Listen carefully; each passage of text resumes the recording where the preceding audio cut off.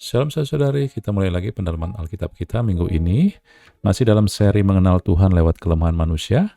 Dan hari ini kita akan ambil dari kitab Maleakhi dengan subtemanya adalah ketidaksetiaan atau problem of unfaithfulness. Saudara, kitab Maleakhi terkenal dengan 8 argumen antara Nabi Maleakhi yang mewakili umat Tuhan dengan umat Israel. Kita ngelihat aja, saudara, apa aja. Dari 8 ini, 4 yang pertama kita ngelihat ini dia, saudara, kita untuk mempersingkat waktu. Anda silakan baca dari Maleakhi 1 ayat 2, Maleakhi 1 ayat 6b, Maleakhi 1 ayat 7a, dan Maleakhi 2 ayat 14. Di situ dikatakan bagaimana Nabi Maleakhi menyampaikan perkataan Tuhan. Yang pertama adalah Tuhan mengatakan, "Aku mengasihi kamu."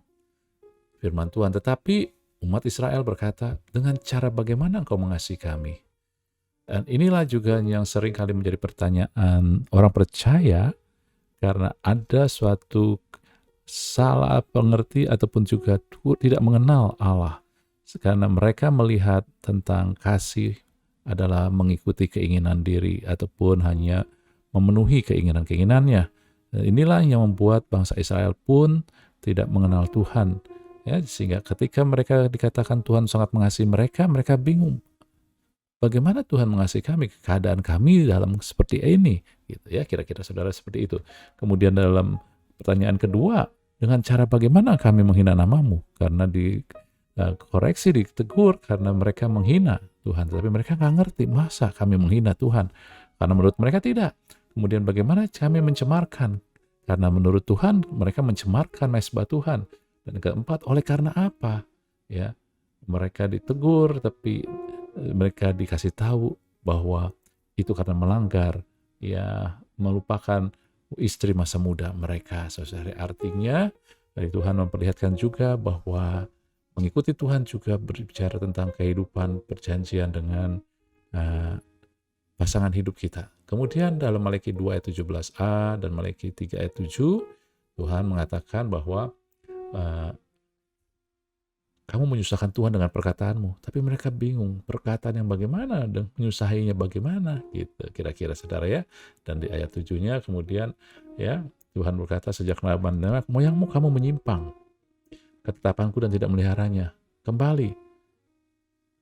Tetapi mereka berkata, "Dengan cara bagaimana kami harus kembali?" Mereka nggak kenal jalan Tuhan, saudara-saudari. Ya, akhirnya kemudian mereka juga bilang, bahwa Tuhan bilang, kamu menipu aku. Dengan cara bagaimana menipu kamu, Tuhan?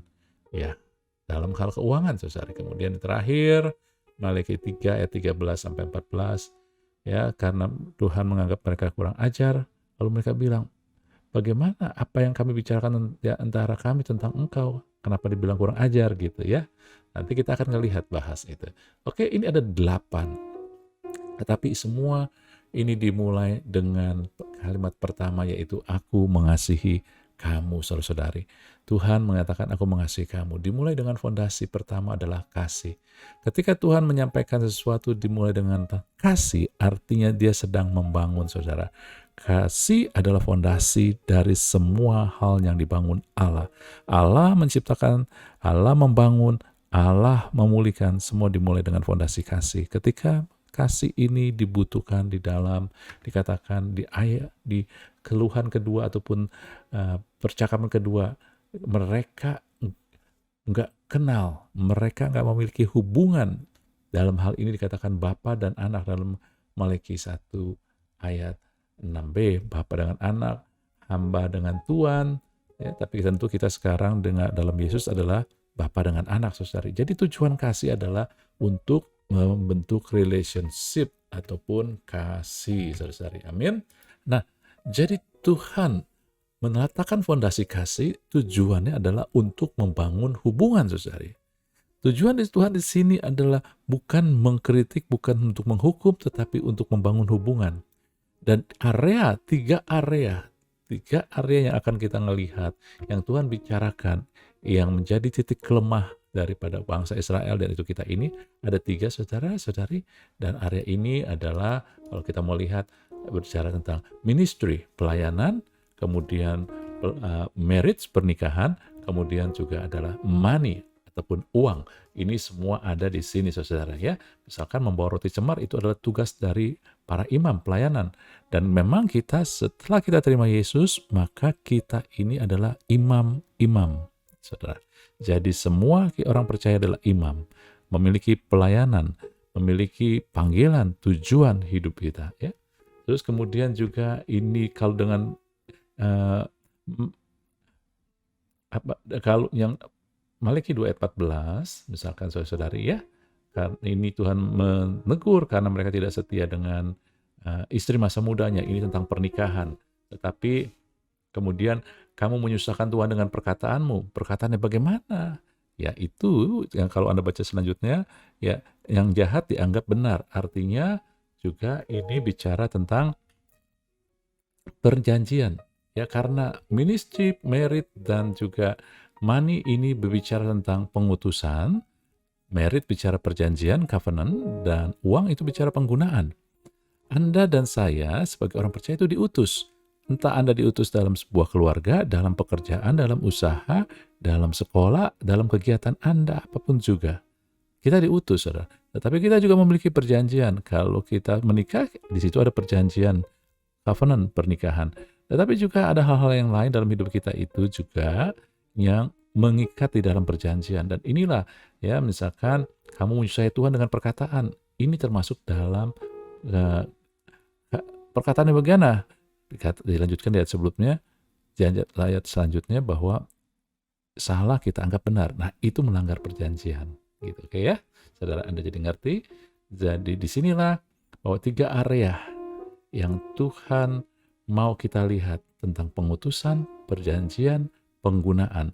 Bukan tentang uang aja. Di sini memang dalam Malaki 3 ayat 10 itu bicara tentang uang, ataupun Malaki 3 ayat 8 ini. Ya, tentang uang. Tetapi sesungguhnya adalah tentang bagaimana menggunakan. Uang adalah satu alat. Sehingga bagaimana Anda menggunakan uang itu penting. Yang lain adalah waktu. Kadang kita nggak sadar bahwa waktu pun adalah alat. Bagaimana Anda menggunakan waktu? Karena firman Tuhan katakan hari-hari ini jahat, oleh sebab itu pergunakanlah waktu yang ada dengan bijak, saudari. Tujuannya adalah di diskusi yang terakhir, yaitu Malaki 3 ayat 13-14. Ya, sia-sia beribadah kepada Allah. Mereka bilang begitu. Jadi kenapa? Karena mereka salah ngerti. Mereka nggak melandaskan fondasinya pada kasih dan bentuk hubungan, sehingga mereka bisa beribadah. Saudara, ibadah, kalau Anda ngelihat dari sini, maka Anda akan jelas bahwa ibadah harus berdasarkan fondasi kasih, di mana kita memiliki hubungan dengan Tuhan, saudara-saudari. Ibadah bukan pergi ke gereja, ibadah bukan hanya sekedar di gereja, di misi, di pelayanan-pelayanan yang formal, tetapi ibadah juga bicara di mana Anda diutus, saudara-saudari. Ibadah juga adalah di mana Anda memegang perjanjian Allah, termasuk di dalam keluarga, pernikahan kita. Ya, itulah ibadah kita. Ibadah juga bicara tentang bagaimana kita menggunakan waktu, menggunakan kesempatan, menggunakan juga uang, saudara-saudari. Ini dia. Oleh sebab itulah ibadah berhubungan dengan motivasi ataupun yang menggerakkan kita. Ada orang yang beribadah supaya dilihat orang. Ada orang yang beribadah supaya mendapatkan posisi tertentu. Itu motivasi yang salah. Ibadah harus dimulai dengan kasih dan hubungan.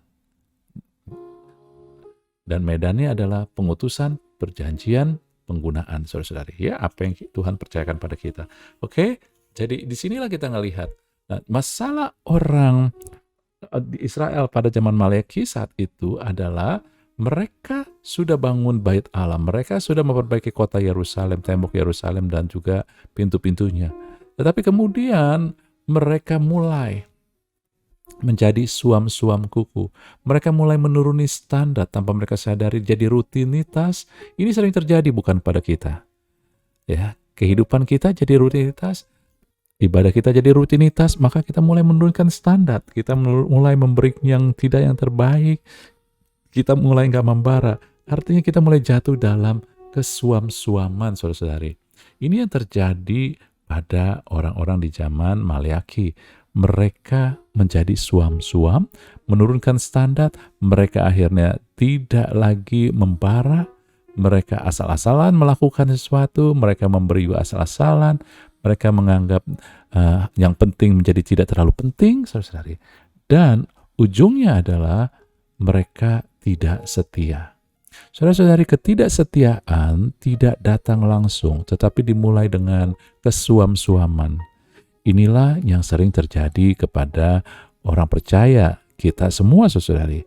Ketika kita tidak melakukan, tidak membina hubungan dengan Tuhan berdasarkan kasih, ya sama seperti pernikahan. Kalau kita nggak bina hubungan dengan kasih, akhirnya kita udah biasa dalam pernikahan, suami istri sudah biasa. Nah, akan terjadi suam-suam. Akhirnya suam-suaman inilah yang bisa menyebabkan ketidaksetiaan. Amin ya. Demikian juga dalam pelayanan, di dalam juga penggunaan atau apa yang dipercayakan Tuhan kepada kita, saudari.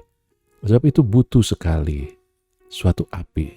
Nah, Tuhan, ini yang menyebabkan, inilah kejatuhan pun kelemahan daripada orang Israel pada zaman Maleaki, dan itu pun terjadi pada saat ini, saudari. Ya, Tuhan mau kasih unjuk, dan Tuhan bukan hanya mengasih unjuk masalah kita, tapi Tuhan selalu mau menunjukkan solusinya, tuntunannya.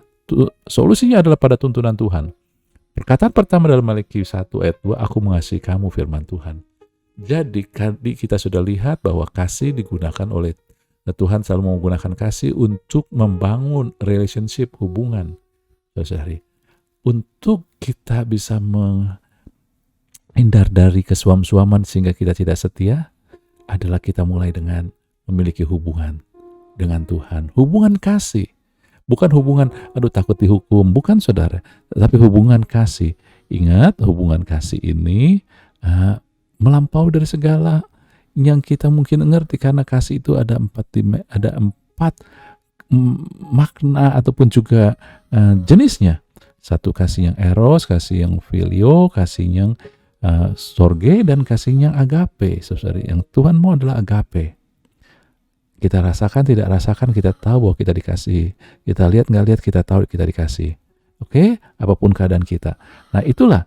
Kemudian Tuhan katakan, dalam firman Tuhan, dalam 2 Timotius 2 ayat 13, katakan, kalau kita nggak setia, dia tetap setia. Karena dia tidak dapat menyangkal dirinya. Wow, luar biasa bukan, saudari? Kita terhubung dengan Allah yang tetap setia walaupun kita enggak. Lalu apakah kita manfaatin? Wah, saudara, enggak.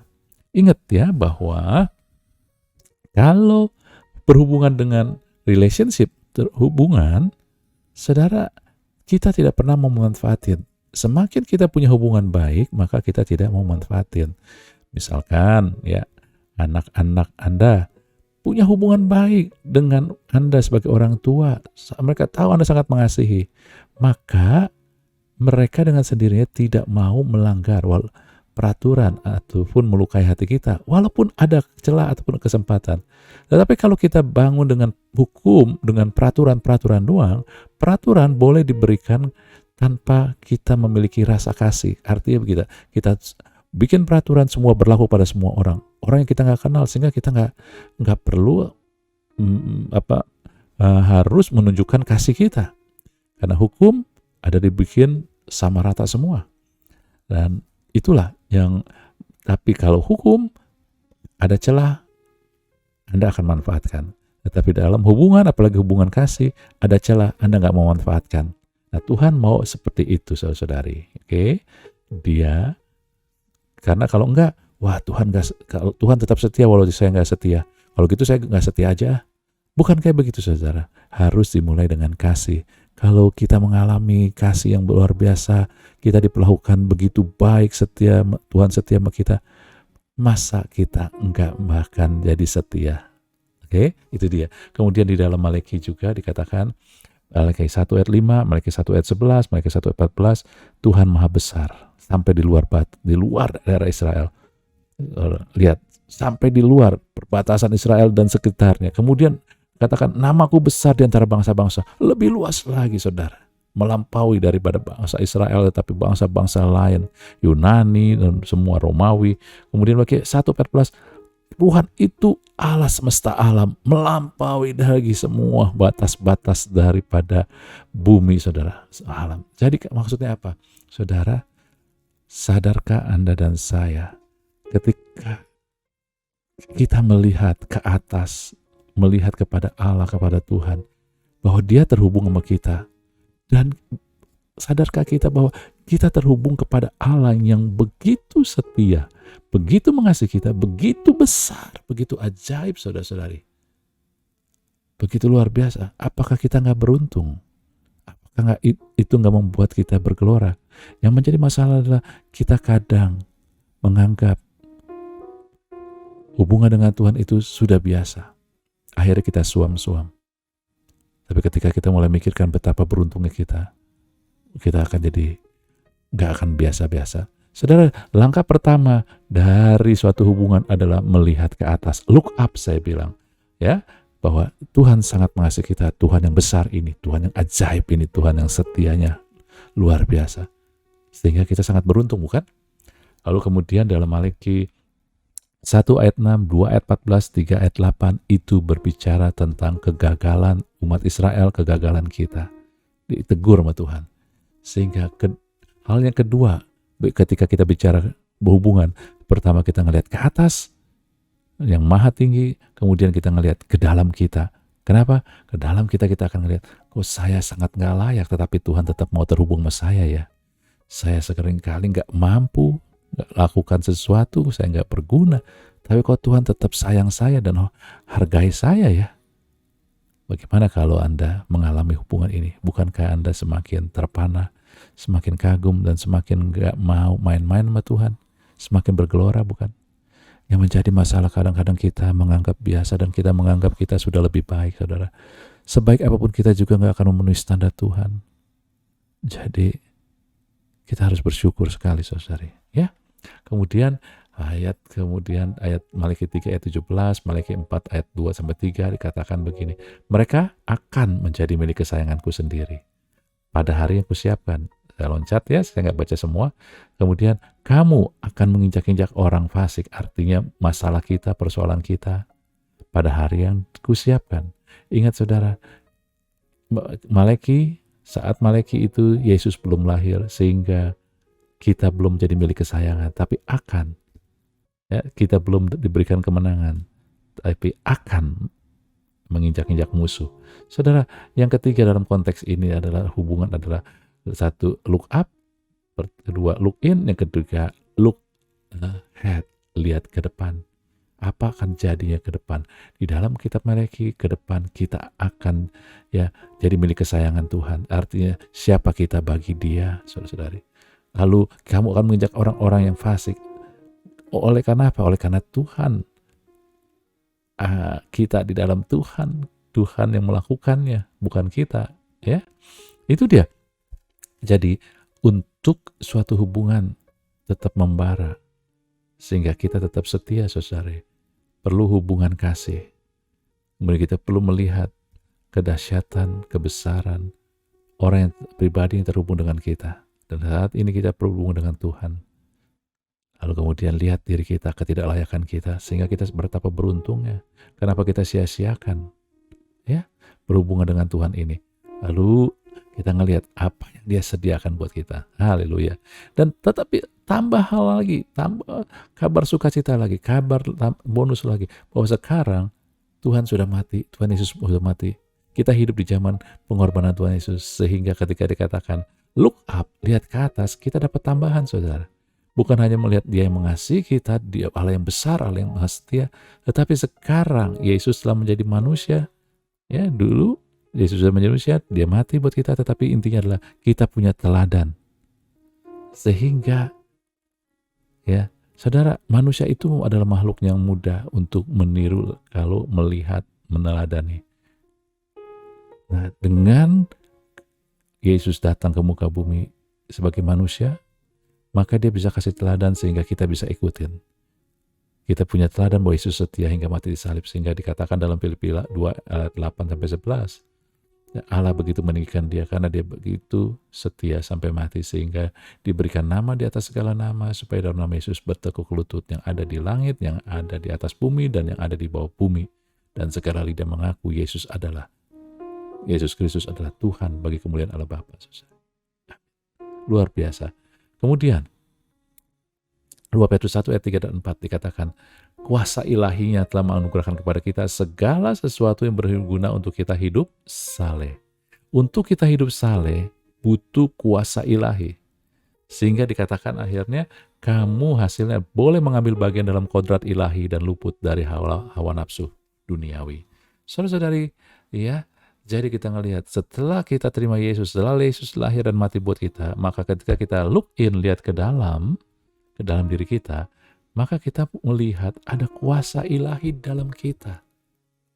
Ada kuasa Tuhan, yaitu Roh Kudus. Jadi dengan kata lain, ketika kita melihat dalam diri kita, kita punya Dia, Roh Kudus yang memampukan kita setia. Saudara, seringkali kita gak menyadari hal ini. Tuhan sudah memberikan kuasa ilahinya, benih DNA yang baru buat Anda, manusia baru di dalam diri Anda. Tuhan telah membuat Anda, telah menjadikan Anda kudus, sehingga Anda tidak berusaha untuk menjadi kudus, tetapi Anda telah diberikan kekudusan ilahi, kekudusan dari Tuhan. Inilah kuasanya, sehingga Anda mampu berbuat kudus, saudara-saudari. Anda telah diberikan ke status ataupun juga kebenaran bahwa Anda adalah orang benar, dan itu adalah kuasa ilahi. Sehingga Anda mampu hidup berbuat benar, saudara-saudari. Kita melakukan sesuatu bukan supaya jadi benar, supaya kita jadi setia, bukan, tetapi kita menyadari kita telah dikuduskan, maka kita mampu melakukan yang kudus. Ini dia. Anda harus menyadari apa yang ada dalam kita, kuasanya. Inilah baru bisa bekerja ketika kita menyadarinya. Oke? Dan yang ketiga, dalam Ibrani 6 ayat 10-12, nanti Anda baca sendiri, renungkan. Ya saudara, Allah bukannya nggak adil, nggak lupa pada pekerjaanmu dan kasihmu yang kau tunjukkan terhadap namanya oleh pelayanan kamu kepada orang-orang kudus yang kamu masih lakukan sampai sekarang. Tapi kami ingin supaya kamu masing-masing menunjukkan kesungguhan yang sama untuk menjadikan pengharapan suatu milik yang pasti, sampai pada akhirnya kamu jangan jadi lamban, tapi menjadi penurut-menurut yang oleh iman dan kebesaran mendapat bagian dalam apa yang dijanjikan Allah. Maksudnya apa, saudara? Maksudnya adalah poin yang ketiga yang tadi kita lihat, look ahead. Kalau tadi kita melihat ke depan bahwa, wah, nanti saya akan jadi milik kepunyaan Allah, menjadi siapa saya dalam Kristus. Dan kalau ketika kita sudah terima Yesus, itu sudah terjadi. Kita adalah kepunyaan Allah. Kesayangan Tuhan dan kita ada di dalam Kristus, saudara. Karena Yesus sudah mati buat kita. Kita sudah diperdamaikan, sudah lahir baru. Oke. Tetapi sekarang kita mendapatkan bonus ketika look ahead. Ini berbicara bagian, berkat, janji-janji Tuhan yang disediakan bagi kita. Saudara, banyak orang berpikir bahwa, oh, Tuhan sudah berikan, kita diam, gak usah lakukan apa-apa. Saudara, enggak. Keselamatan adalah kita nggak lakukan apa-apa hanya karena iman, percaya pada korban darah Tuhan Yesus di atas kayu salib, maka kita akan diselamatkan. Keselamatan kita nggak lakukan apa-apa, hanya iman, percaya. Tetapi saudara-saudari, janji-janji Tuhan yang lain, Anda harus mulai mengaktifkannya. Cara mengaktifkannya adalah Anda melakukannya dengan kesungguhan hati. Anda melakukannya dengan memberi yang terbaik, saudari. Anda mulai melakukan yang tadi dikatakan dalam Ibrani 6 ayat 10. Kesungguhan, Anda lakukan dengan kesungguhan sehingga akhirnya mendapat bagian apa yang dijanjikan Allah, saudari. Amin. Bukan janji keselamatan, tetapi janji-janji yang lain. Misalkan, anak cucu Anda jadi hidup perkasa. Saudara, apakah kita tidak bergelora bahwa segala sesuatu yang membuat hidup kita menerima janji Allah sudah tersedia, tinggal kita mulai mengaktifkannya dan mulai melihat dengan cara yang benar. Maka kita nggak akan jadi suam-suam, sehingga kita akhirnya, kalau kita nggak suam, kita akan setia. Inilah yang Tuhan sediakan bagi kita, dan inilah yang Dia mau kita tahu, bahwa lewat kelemahan kita, ketidakberdayaan kita, tapi sekarang kita sudah diberikan kekuatan itu. Yesus mau dikenal, Tuhan mau dikenal. Dia mau dikenal sebagai Allah yang setia sama kita, yang mau menuntun kita lewat hubungan kasih Dia bukan mau menuntut, tapi dia mau memberikan teladan, kekuatan, dan dia mau menuntun kita kepada kepenuhan janji-janji, saudara. Dia mau dikenal itu Allah yang menuntun. Amin. Dia nggak tuntut, tapi dia menuntun. Kenapa? Karena Anda sudah jadi manusia baru, Anda masa baru, Anda punya DNA Yesus, DNA yang setia, tapi Anda perlu diaktifkan. Anda perlu dituntun.